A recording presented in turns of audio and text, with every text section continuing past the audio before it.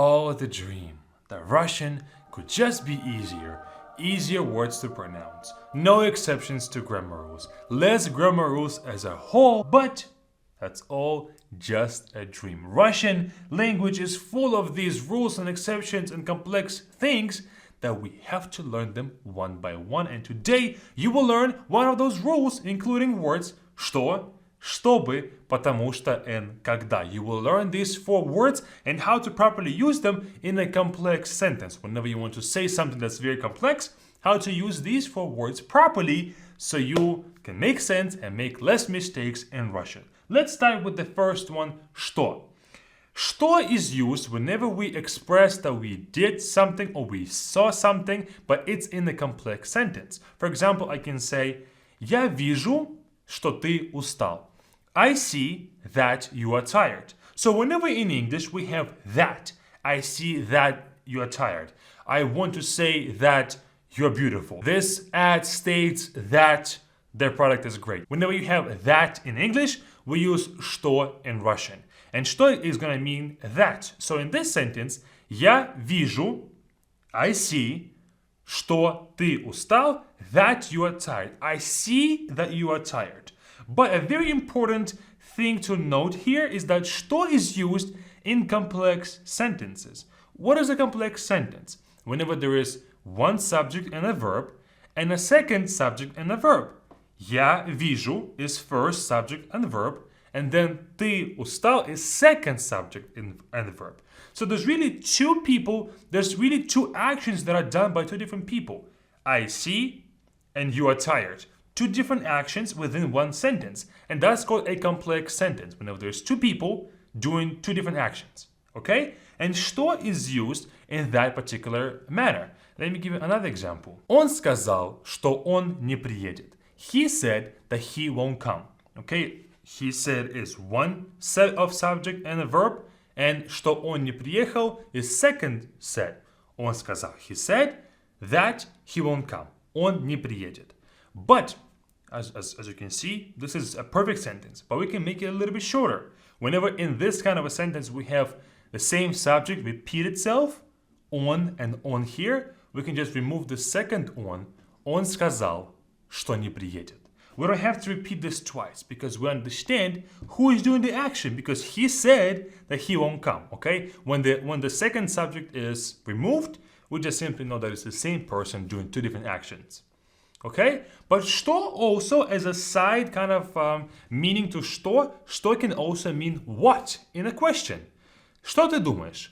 What do you think? Что ты думаешь? What do you think? Maybe another one. Что вы увидели? What did you see? Что вы увидели? What did you see?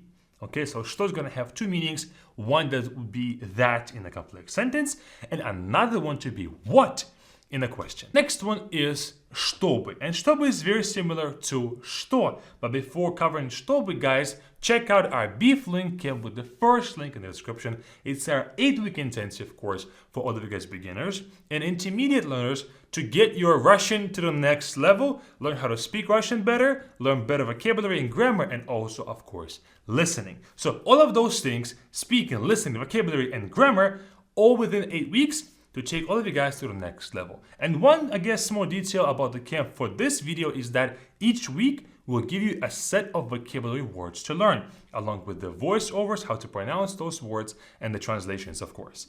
Okay, so each week you're going to be given words to learn, and that's just a great side benefit to this camp. And check out all the rest of the benefits with the first link in the description, and check it out and register today and secure your spot today as well. Moving on to чтобы. Чтобы is very similar to что whenever it's used, but it's not going to have those 2 completely different meanings. It will have 2 different usages now that we're going to cover right now. First one is when we say that I want for you to do something, or I ordered for you to do something, or I did something for somebody else to do something else. For example, I can say я хочу, чтобы вы приехали.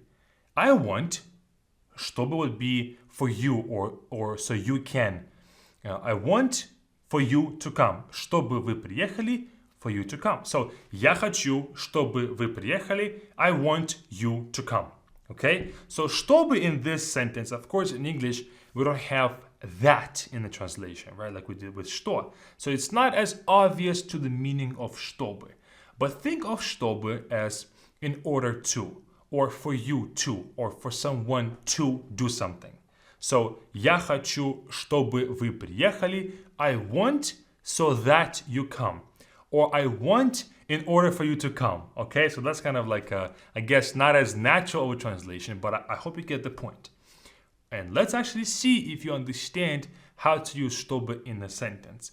If I wanted to say, I want you to be happy. I want you to be happy. With the words that are underneath right here. Put them in the proper order so they can make sense. And also there's a comma in one of those parts of this sentence. So put the comma in the proper place as well using the template of the previous sentence. So pause it right now, put all those words in the proper order and then click continue so you can see the right word order of this sentence.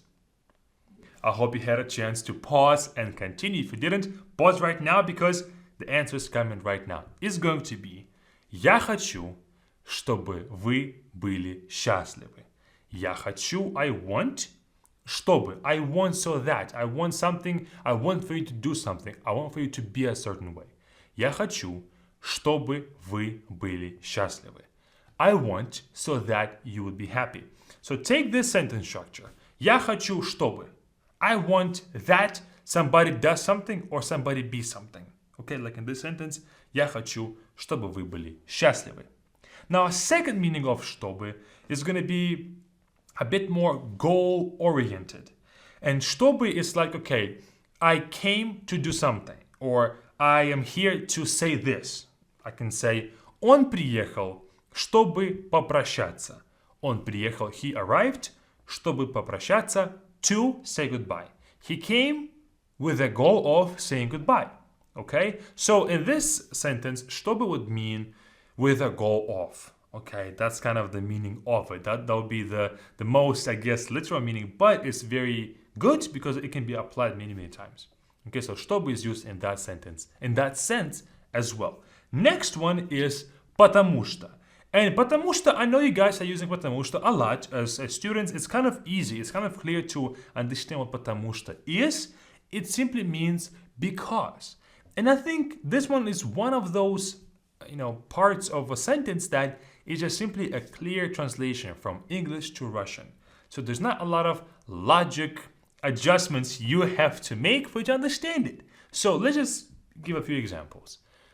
Я тебя люблю, потому что ты красивая. I love you because you're beautiful. Okay, so потому что is going to give that reason. Потому что. I can say, я устал, потому что я много работал. Я устал, I am tired, or I got tired, потому что я много работал, because I worked a lot. As you can see, потому что is a very clear kind of part of a sentence. It just simply means because. Now, let's just take потому что as a phrase. We see что at the end. And что we learned can be either what or that. But in Russian, you discover these parts of a sentence where it's all together. We don't separate потому and что as two different parts. We take it as one. Yes, individually they both make perfect sense by themselves, without each other. But as a phrase, we take them as a whole. We don't separate them. So потому что altogether means because. Think about this. When we say because in English, there's also be and cause. But we don't think of them as two separate words combined into one. We just simply take it as one. Because. Okay, the same is going to be in Russian with потому что. And lastly, we're going to have когда. And когда can be used as a question. Когда ты приедешь? When are you going to come? Okay, when are you going to come? Когда ты приедешь?